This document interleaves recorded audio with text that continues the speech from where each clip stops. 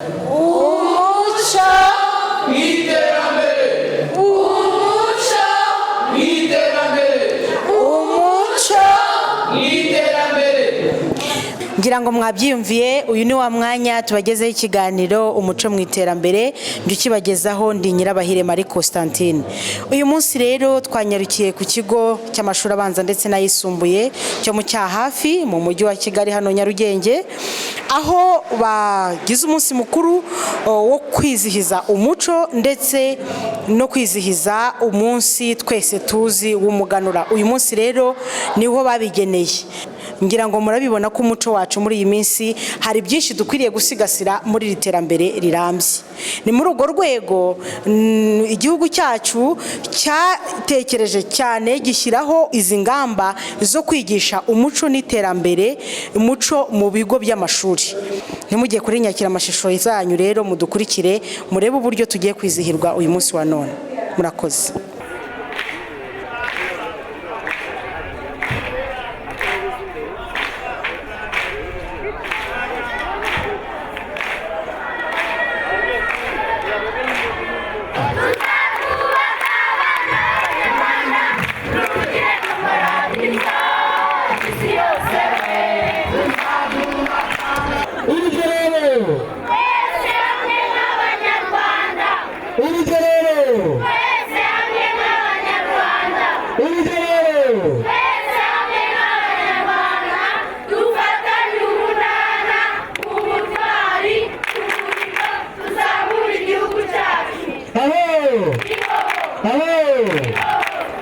mu nkongoro zirimo ibyiciro ariko hano nta bihari. Habaga ibicuba babuganizagamo amata igihe babaga bahumuje, hakaba ibyansi n'ibyo baterekagamo amata kugira ngo avure, ndetse inkongoro bakazinyweramo amata. Byatandukaniraga rero mu ngano, ibicuba byabaga ari binini, ibyansi biri mu rugero, inkongoro zabaga ari ntoya arizo banyweshaga. Habaga n'inkongoro y'abana yitwaga injome, nimuramuka musuye wenda mu Rukari muzabona uko injome yabaga ikoze, yabaga itandukanye n'izindi nkongoro. Hari amasaka n'uburo nk'imbuto nkuru z'Abanyarwanda bakoreshaga. Izi ni ingano, hakaba amashaza, hakaba amasaka ndetse n'uburo. Uburo nabwo babwengagamo inzoga nziza iryoshye cyane. Hari imyambaro karemano ya kera iri mu byiciro bibiri. Hariyo bakanaga mu ruhu, iyo bakanaga mu ruhu bayita inkanda. Ni inkanda zashobora gukorwa mu buryo bwinshi butandukanye. Hakaba noneho niyo bakomaga mu bishishwa by'ibiti by'umuvumu bakayita impuzu. Iyi ngiyi ni impuzu. Abanyarwanda kandi bari bazi kuboha ku buryo bashobora kuboha imyenda myinshi, harimo ingero nk'iy'abakobwa bambaraga twakwita nk'ishabure, zashobora kubohwa bakoresheje ubusuna n'ubundi budodo Abanyarwanda bakubikoresherezaga. Bashobora kandi no gukoresha inyamaswa bishe bagakuraho impu bakabasha kuzikoramo indi myambaro myinshi. Hano hari indi bikoresho byaravwaga mu giti cy'umuvumu ndetse no mu bindi biti by'Abanyarwanda nk'imisave. Iyi ngiyi ni umudaho, nk'uko twageranya nk'ubu ngubu nka rushe. Baruzaga ibiryo mu cyungo bakabishyira ku mbehe. Imbehe ni iyi ngiyi. Hakabaho imbehe y'ubwoko bubiri, hakaba iyi ngiyi ifite umutwe umwe, ko indi ifite imitwe ibiri niyo bita ikigeni. Ngira ngo mujya mwumva nkuru nziza aririmba indirimbo yitwa Ikigeni, muzayishakishe muzayumva. Hakaba rero n'indosho, akakitwa indosho, twagereranya nk'akayiko aba barishaga. Hari uruho barudahishaga inzoga bayikura mu ntango bayishyira mu gicuma cyangwa mu mukuzo kugira ngo babashe kuyinywa neza. Ibi rero ni ibyansi bikaba byarapfundikirwaga n'umutemeri. Hari inkangara rero bazitwaragamo imbuto nk'uko twabivuze, amasaka, uburo n'ibindi byinshi bitandukanye, bakabasha no kuzikoresha rimwe na rimwe bajyanye amaturo ibwami no ku batware. Hari imyenda myinshi bambaye, ubwo turaza kuyibona. Intore zambaraga imigara, zikambara inkindi ndetse zikitwaza icumu n'ingabo kugira ngo zibashe kwizihiza ibirori. iyo baterekaho intango yitwa urugata. Ubu ni urugata, iyi ni intango ikaba ipfukishije urukoma. Inyegamo cyangwa se ibibambano babitakaga nk'imigongo bakabikoresha mu nzu za kinyarwanda zikarushaho kuba nziza. Hari imisambi barateguraga mu nzu ya kinyarwanda bakayicaraho, urabona ko n'abana hano bayicayeho. Hari ibisabo babicundiragamo kugira ngo babashe kubona amavuta. Ari kumwe n'ibyegera bye ndetse n'umugabekazi. Araje ndabona na nyirankundwa akazi rwose nawe ariteguye, ndetse buriya habaye n'abacunda amata. Murabona abakobwa beza bafite ibisabo barimo gucunda amata, kuko ibwami nta kiba kihabuze, naho gukirira ntabwo ari aho gusonzera. Ntugakame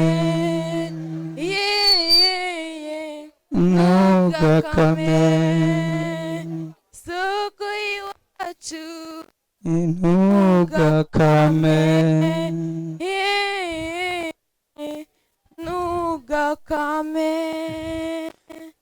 baga afite inshingano zo kuvoma, ariko basaza babo bari mu kigero kimwe nabo bakaba bagiye ku muhigo. ngiyo ifatusha ngiyo wikurikire rwose, ikurikire. Iyo bavaga guhiga bazanye umuhigo bagombaga kwereka umwami umuhigo batahukanye. Murabibona ko bahajanye umuhigo, umwami nawe abaha umugisha, avuga ati muri abantu b'abagabo, agasane tugushyikiriza umuhigo wacu.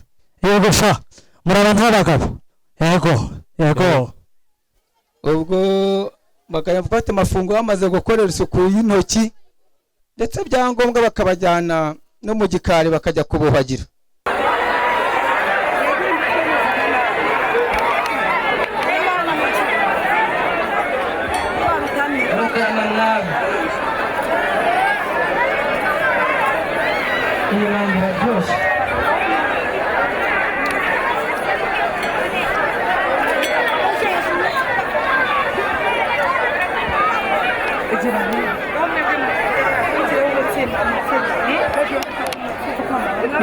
Barahize buriya nyine ubutaha nabwo urugamba bagomba kurwese buri umwami nawe akatabona ko mufate ku mutima utera imbaraga, Muhagurutse fata runini tubivuganye 21 ababisha 21 ndetse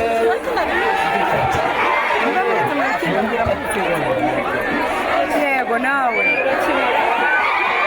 mujye ku murongo mukimbagire musubira mu myanya mujye ku murongo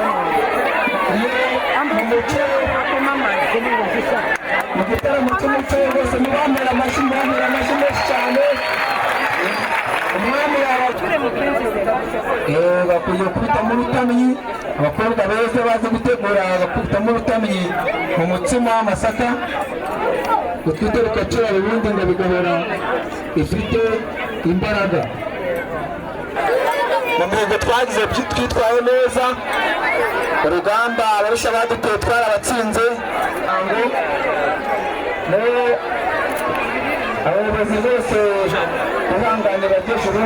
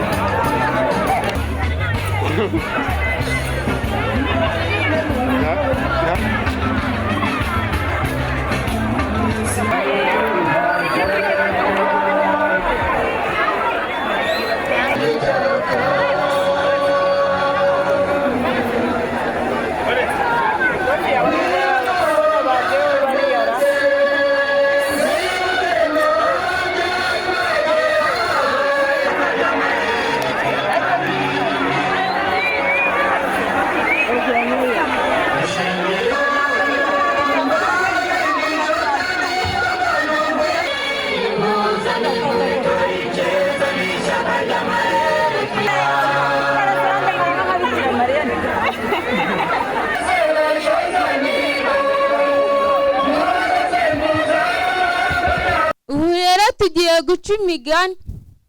Mbacira umugani mbabambuza umugani, nimuzajya ikamugani muzasanga ubukombe bw'umugani buziritse ku muganda w'inzu.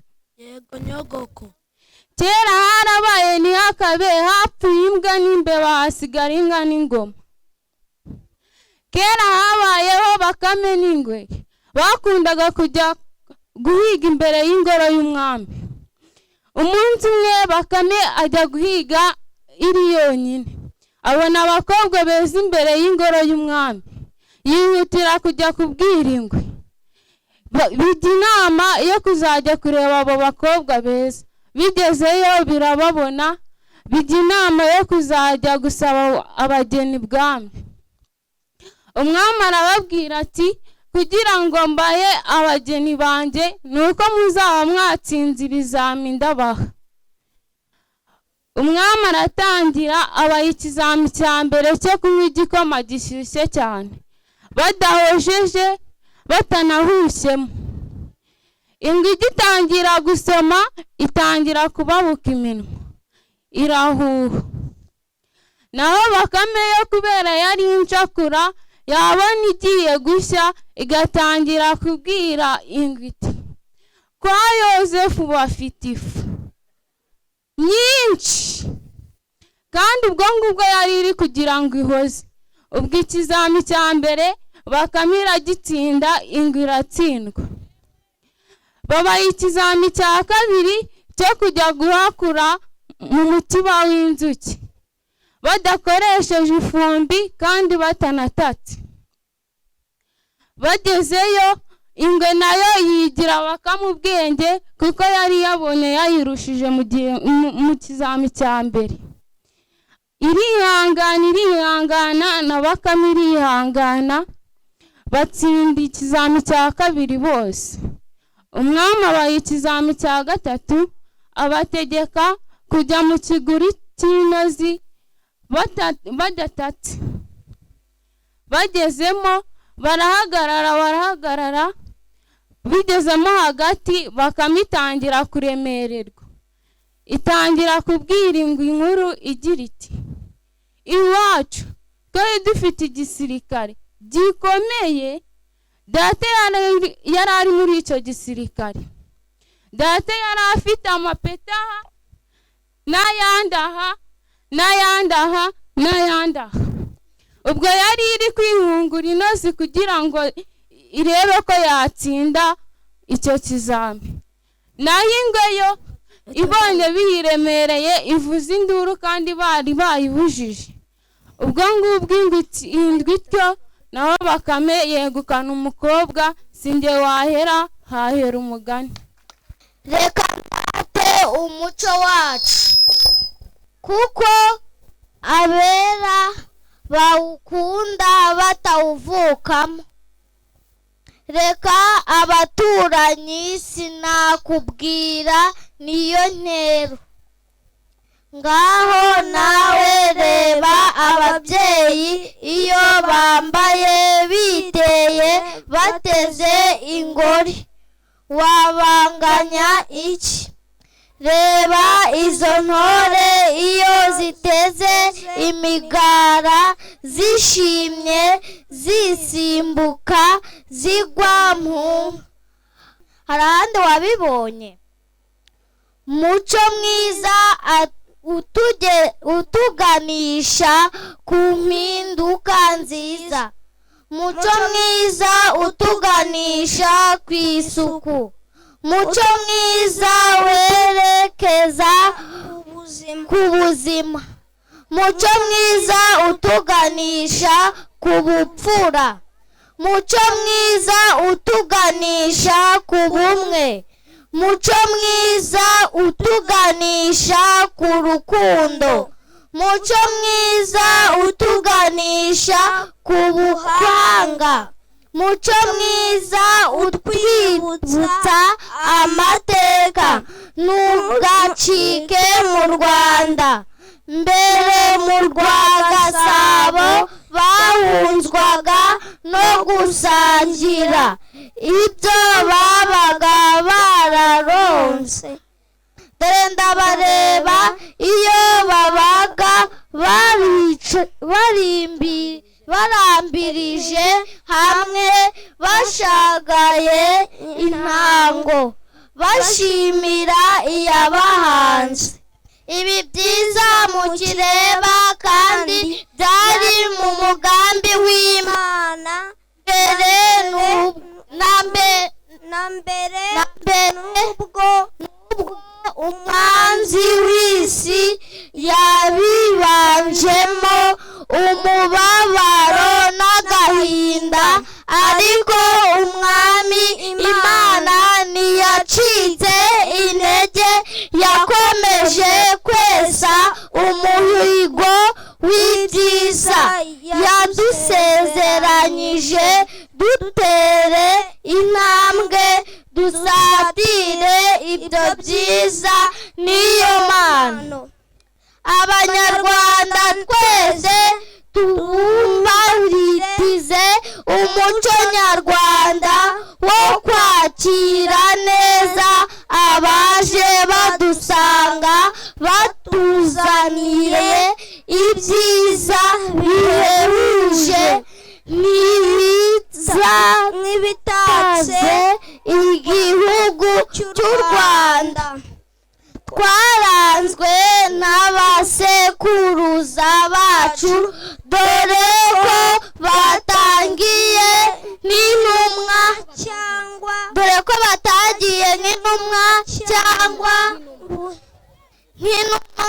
cyangwa buheriheri,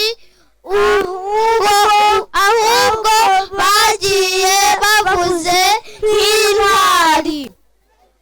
Duharanire kuba abera mu maso y'Imana, yo ikomeje kurinda icyatuvangura kikadutatanya.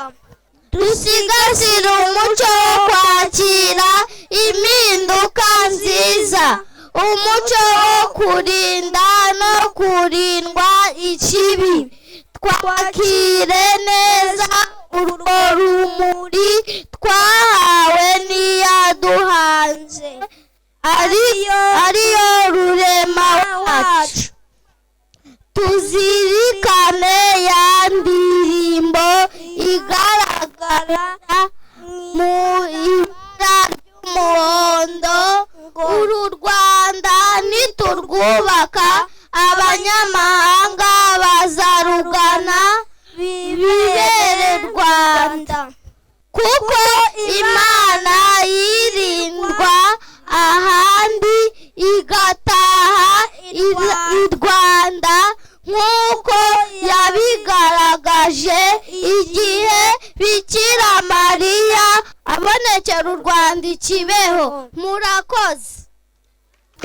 Turaseruka baje bambaye imyeri manira bahinga impundu n'iz'ababyeyi abiwacumura. Uyu munsi wa none abiwacumura, tubitubwiza abiwacumura, muze guseruka abiwacumura. Baje bambaye imyeri manira bahinga impundu n'iz'ababyeyi abiwacumura. Abiwacumura uyu munsi wa none abiwacumura, turaseruka abiwacumura. Baje bambaye imyeri manira bahinda impundu n'iz'ababyeyi abiwacumura, abiwacumura.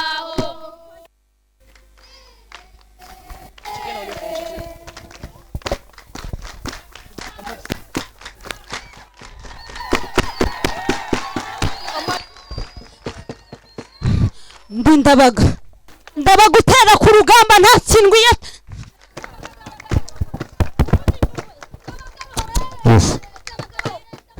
Ndi Ndabaga utera ku rugamba iyo nteye sintsindwa. Yego sha twagiye. Utwara ubupfura n'uburanga,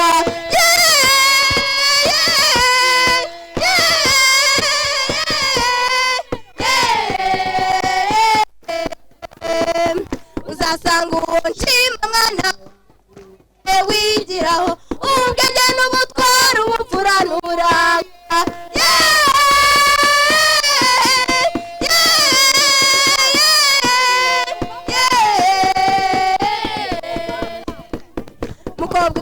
rumwe mwana wanjye urumve wigiraho ubona bwa rushinga ngo rugeremo isuku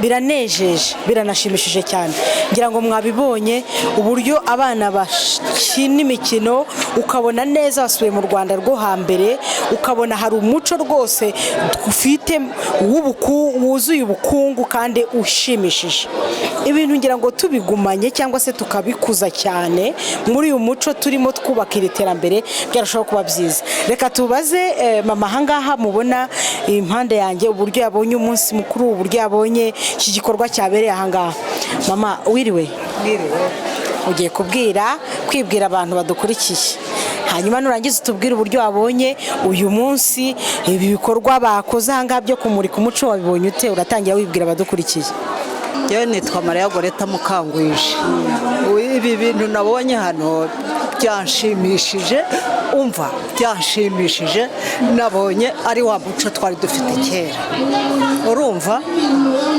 nabonye ari wa muco twari dufite umuco twari dufite kera mbese nabonaga ari uyu nabibonaga nkabona mbese ni nkake uko mbibonye nabonaga ariko nari imeze kera none se mama wabiherukaga ryari ku myaka yawe mikuru ibi bintu nabiherukaga kera baheka abami mu ngobyi nk'uko nyine uriya mwami namubonye hariya we bamuzanaga mu ngobyi ubwo noneho abaturage nyine tukajyana amasaka ibishyimbo imitsima n'amata byose tukajyana ku mwami hanyuma se mubyeyi iyo urebye aha hanze mu bantu tubana nabo umunsi ku wundi ubona uyu muco mu bana mu rubyiruko uyu munsi dufite uyu muco turacyawufite ntabyo mbona ntabyo nkibona ntabyo mbona none ubona ari iki kibitera kuba bitagihari abantu bari bakuze nibo bakurikiraga ibingibi none nta bantu bagikuze bakirimo none ni iyihe nama wagira abantu byibuze bari gubyiruka uyu munsi cyangwa se n'imiryango uyu munsi kugira ngo ibashe gusigasira uyu muco ni iyihe nama wabagira inama nabagira ni ugukomeza uyu muco umwana yaba ari mu nzira akagenda avuga ati jyewe ndi mu nzira umwana yaba ahuye n'umubyeyi mukuru nk'uko twahura yenda afite nka kariya kajerekani mvuye kuvoma umwana akagira ati zana nkutwaze mukecuru mbese ndagira ngo umuco nyine ubu uwo nguwo urakoze cyane turagushimiye mubyeyi reka tugume tusigasire namwe mudufashe hanyuma ndagira ngo mbibarize mwe abasore mwe b'inkorokoro mbona ahangaha ndetse n'umwami ibi bintu iyo muri kubikora cyangwa se iyo mwambaye gutya muba mwumva mumeze muti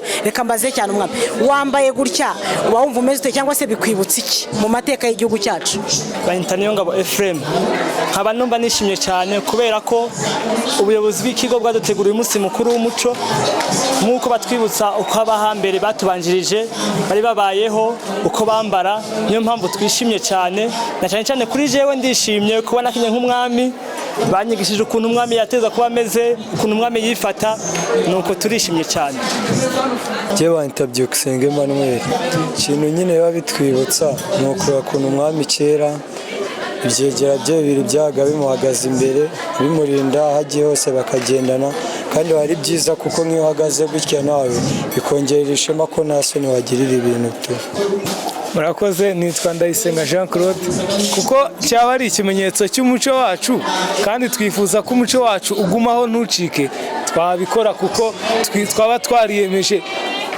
kugaragaza umuco w'igihugu cyacu igihe cyose kandi koko tuzabigaragaza igihe cyose bivuze ngo ibi bintu byacu ni byiza iyi myambarire ku bagabo tubigumane aha rero mwagiriye inama urubyiruko rwacu uyu munsi wa none rutabikunda cyane, mwabagiriye inama? Nama nabagira ni ugushishikarira gukunda umuco wacu, bakagira ishyaka ryo kumenya amateka y'igihugu cyacu, ndetse nagira inama ababyeyi yuko bazajya baganiriza abana babo ku muco wacu waranze igihugu cyacu. Murakoze cyane, ndabashimiye rwose, mukomeze mubishyire mu bikorwa uko mubivuze mu mutima, ari nako mubigumana mu mutima kandi munabishyire mu bikorwa, mwigishe bagenzi banyu, sibyo? Murakoze. Yitwa Iterambere. Ikigo cyabereye aha ngaha cy'umuco ni cyiza cyane, bituma nk'urubyiruko rumenya amateka y'igihugu, bikamenya ibyaranze igihugu kera ku gihe cy'abami no kugeza ubu ngubu kuri iyi ngoma y'ubu ngubu. Wowe nk'umubyeyi uri mu gihugu kirangwa n'umuco ndetse uyu munsi kiri kuwusigasira cyane, urabyumva ute cyangwa se uri kwiyumva ute? Ndumva nishimye cyane ko harimo byinshi nabonye hano, numvaga mu mateka kera cyane, nari nzi no mu mateka kera, ariko kugeza ubu ngubu kuba biriho bigaruka tukongera twabyibuka, n'abana bagenda babyiyumvamo, bakiyumvamo abakuru ko hari icyo bashobora kubagezaho. Ni byiza cyane, ibyo byanshimije, muri njye ndishimye. Byasaga n'ibyakendereye, ariko iyo tugize gutya tugahura nabyo mu bitaramo nk'ibi ngibi, tukabona abana batoya babimenya kabiri nk'ibintu byaranze u Rwanda rwa kera, birashimije cyane. Ibintu byagenze neza, mwatunejeje cyane, abana bambaye batwereka ibikoresho bya kera tutari duheruka, no kuri mwakoze. Hanyuma rero bambwiye ko waturutse mu kigo cy'igihugu cy'ingoro z'umurage w'u Rwanda, bakwita nde? Murakoze, njye nitwa Karine Rutamuriza, nkaba naje nk'uko mwari mubivuze, nturutse mu kigo cy'igihugu cy'ingoro z'umurage w'u Rwanda, ariko nkaba naje mpagarariye ingoro y'umurage yitiriwe Kant. Ni ukuvuga ngo mufite ingoro nyinshi, aha wazibwira abanyarwanda bakazimenya? Yego, dufite kuri ubu ngubu ingoro 8 mu gihugu hose kandi zisurwa.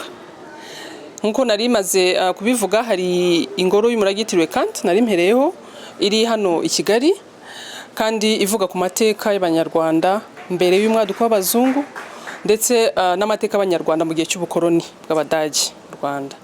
Tukaba dufite iyindi ngoro iri mu nteko ishinga amategeko, ingoro ivuga cyangwa se isobanura amateka y'urugamba rwo guhagarika jenoside. Tukagira n'indi ngoro iri i Kanombe ivuga ku buhanzi n'ubugeni. I Kanombe nahoze ari kwa Habyarimana ndetse na Perezida Bizimungu. Tukagira n'izindi ngoro ziri mu majyepfo, aho dufite ingoro y'abami ivuga ku mateka y'abami. Tukagira ingoro nanone iri i Nyanza ku musozi uteganye naho dusanga iyo ngoro y'abami. Ni ukuvuga ngo ni umusozi aho bita ku Rwesero.